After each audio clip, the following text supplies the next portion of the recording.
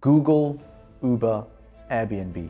We all know that the founders are really rich, but did you know that there was actually a group of people who made far more money than them without doing any of the work? Before you had even heard about these companies, these insiders had already cashed out billions. These guys are part of a mysterious industry that has been printing billionaires for the past few decades. These insiders are playing a game called venture capital, a game that most of us never get to play. And that's because we don't know anything about it. In this video, we're going to be peeling back the curtains and getting an inside look at how this industry operates and how you and I can get in on the action. For those of you who are new to this channel, I'm Ibrahim, and since 2016 I've been helping millions of Muslims with their personal finances and investing. I run an investment firm called Curate Capital. I've written a best-selling book and hold qualifications in Islamic law, investment and corporate law. Let's begin.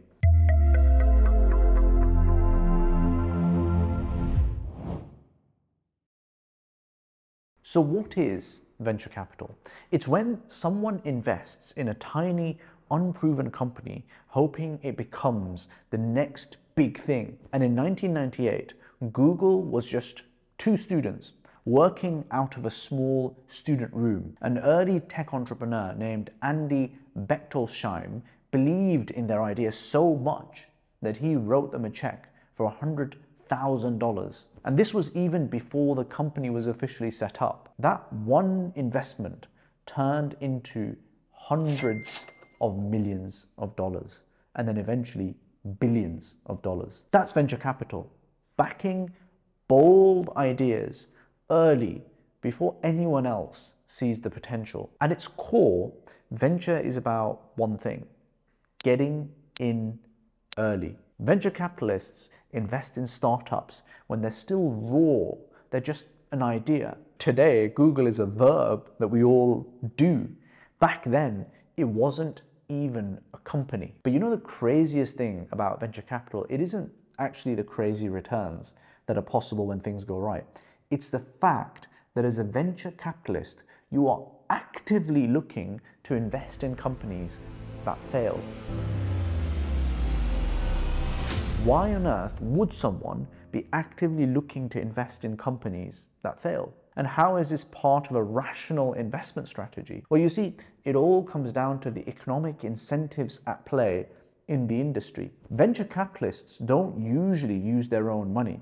They raise huge sums from pension funds, from universities, and wealthy families. And they promise them that they're going to find the next Google, the next Airbnb, the next Uber.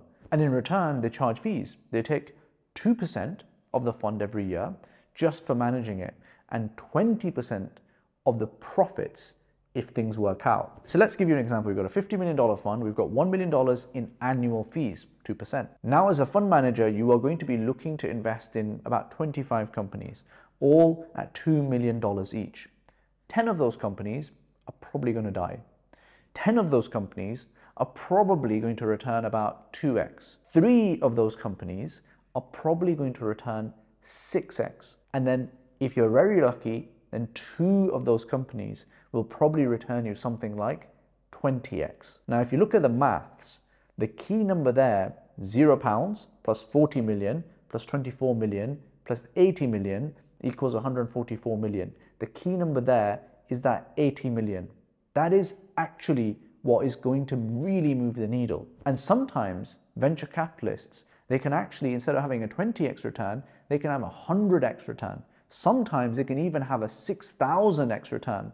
These are not numbers I'm making up. These are actual live examples. And so that 144 million could jump to 200 million. It could even jump higher than that. And remember, as a VC investor, you get 20% of the profits. So you want to invest in that category of company that has the chance to make that 100x return, because that's where your economics are. And these companies that have the potential of making a 100x return, and these companies, the kind of companies that have those kind of outsized outcomes, they either completely flop or they completely succeed. And VCs know as a result that most of their bets will fail. They expect it. And they're fine with that because they know that they only need one company to succeed wildly. And they know that that kind of company that succeeds wildly often looks very similar to the kind of company that fails wildly as well. They are happy to lose £20 million on the 10 duds just so they can hit it out of the park with those 1 to 2 companies. Look, this is an investment strategy that is crazy but successful. But then some of my friends have investment strategies that are pretty crazy but also successful. It's not the craziness that stops everyday folks from venture capital. It's something much harder to overcome. You might ask me, if the upside is that huge, why doesn't everyone get in on the act? Well, because for decades, this game was invite only. Remember Andy Bechtolsheim, who invested in Google? Well, why was it that he and not anyone else got to hear about Google first, and the founders were very happy to take his money? Well, because he's one of the OGs of tech. He co-founded Sun Microsystems. I'm pretty young, but I even have heard of Sun Microsystems. And he did that while he was still at Stanford University. And guess what? Larry Page and Sergey Brin, the founders of Google, were both PhDs at Stanford. So it doesn't take a genius to work out why Francesca from Italy or Khalid from Croydon weren't the immediate choices for Larry and Sergey back then. VC isn't just about a crazy investment strategy. It's about access. But here's the thing. There is now a way that Francesca and Khalid have a shot at copying Andy Bechtolsheim and getting in on the action. Yeah, seriously. And tech is enabling it.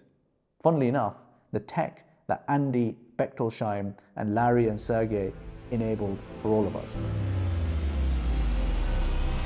So let's rewind a little bit. Who are the tech insiders who actually consistently get to see the best and most cutting edge companies and deals? You've got the top tech angels, people like Andy Bechtolsheim, or you have the top VC funds, like the ones listed. VC funds raise megabucks from pension funds and universities and endowments, so they're unlikely to give access to you and I, because you need to be writing them checks of $5, $10, $50 million for them to even look at you.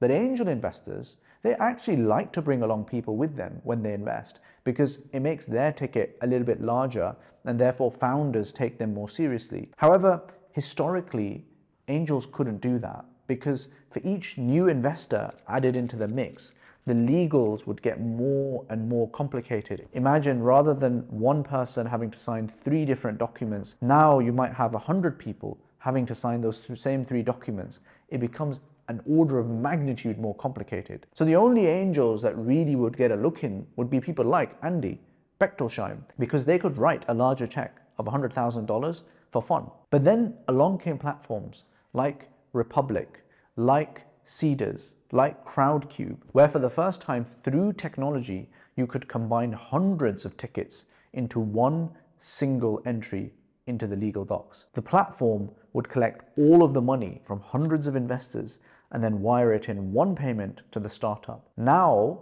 you could invest small amounts spread across multiple companies and piggyback on the scale of the platform that was bringing you these deals. But there is still an issue though. Some of these platforms typically don't get the best deals.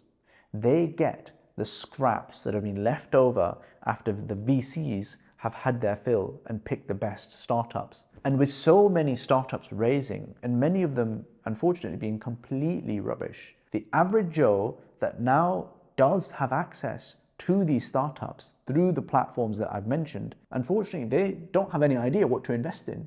So before, the average Joe didn't have access to the market and couldn't make any lucrative returns. And now the average Joe does have that access to the market, but doesn't have the judgment or the discernment of the tech experts to figure out what to actually go for. This is where a smart new technology called rolling funds and EIS funds is completely changing the game. These funds combine the taste and the judgment of a tech expert with all of their access to the best deals.